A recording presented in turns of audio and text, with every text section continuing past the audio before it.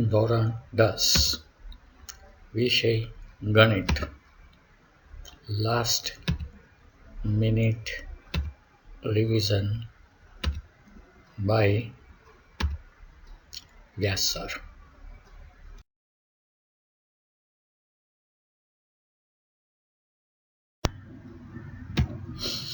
અવર્ગીકૃત માહિતીનો મધ્યક x બાર બરાબર સિગ્મા xi અપોન n એટલે કે અવલોકનોનો સરવાળો છેદમાં અવલોકનોની સંખ્યા.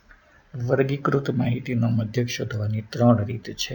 એમાંની પહેલી રીત એટલે કે સીધી રીત x બાર બરાબર sigma fi xi upon sigma fi, જ્યાં xi એટલે જે તે વર્ગની મધ્ય કિંમત.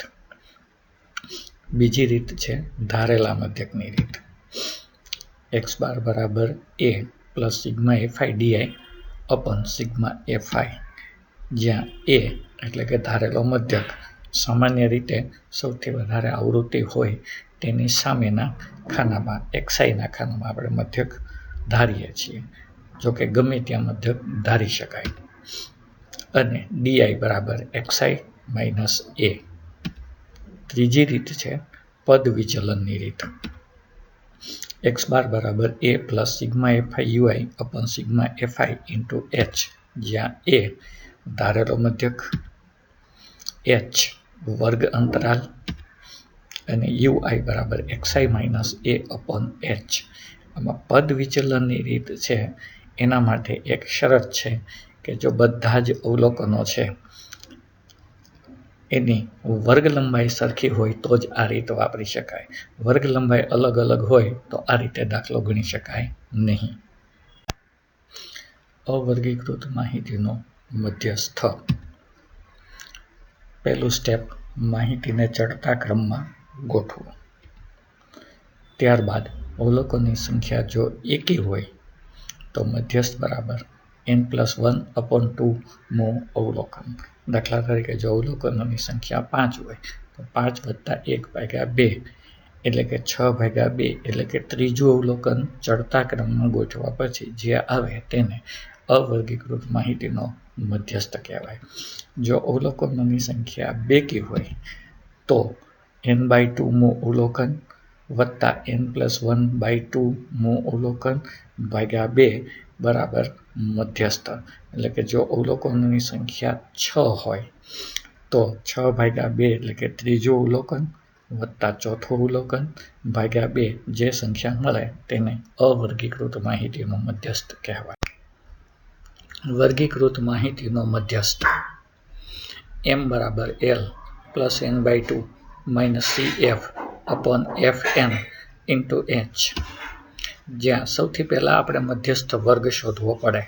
મધ્યસ્થ વર્ગ એટલે ટોટલ જે આવૃત્તિ છે, ધારો કે 100 આવૃત્તિ આપી હોય એના અડધા એટલે કે n/2 એટલે કે 50 કરવાના. આ આંકડો જ્યાં વટાવે તે વર્ગ એને આપણે મધ્યસ્થ વર્ગ કહીશું. જ્યાં મધ્યસ્થ વર્ગ હોય એની નિમ્ન સીમા એને આપણે l કહીશું.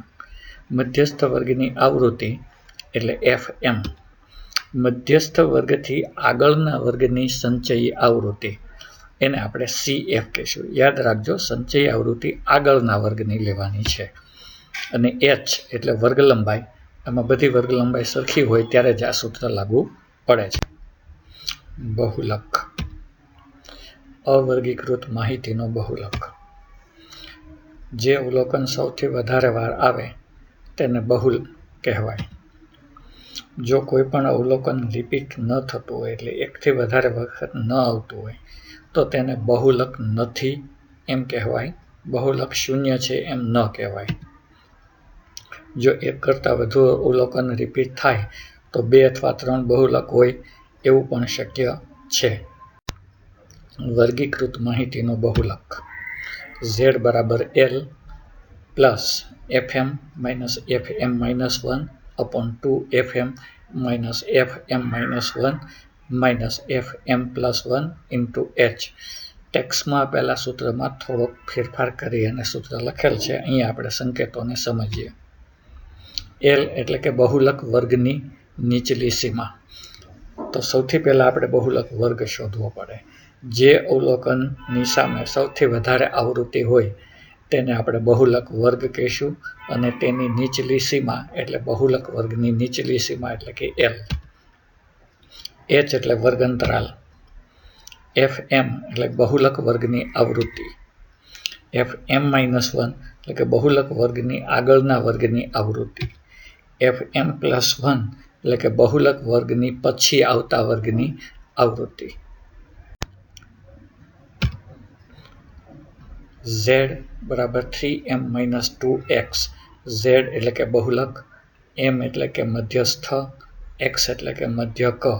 આ ત્રણમાંથી કોઈ પણ બે વસ્તુ આપી હોય અને ત્રીજી વસ્તુ શોધવાની હોય તો આ સૂત્રનો ઉપયોગ કરી શકાય. આ સૂત્રના ઉપયોગથી ખાલી જગ્યા અને MCQ ઘણી વખત પૂછાય છે.